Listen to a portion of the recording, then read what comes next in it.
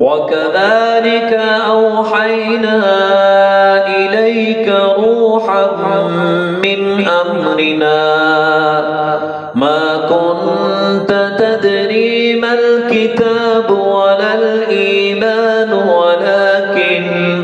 ولكن جعلناه نورا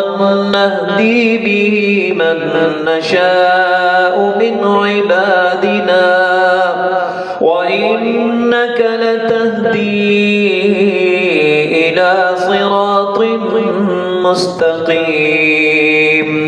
صراط الله الذي له ما في السماوات وما في الأرض ألا